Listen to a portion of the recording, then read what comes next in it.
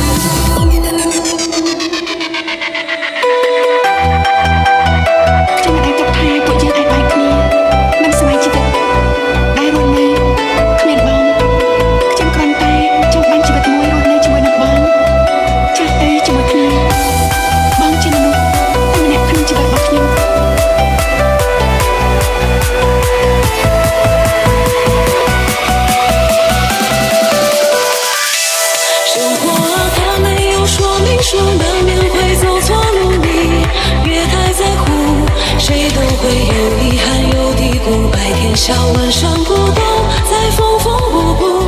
人生啊，它没有回头路，走一步算一步。你别轻易认输，没有谁生下来就像风，被老天所眷顾，都值了不少。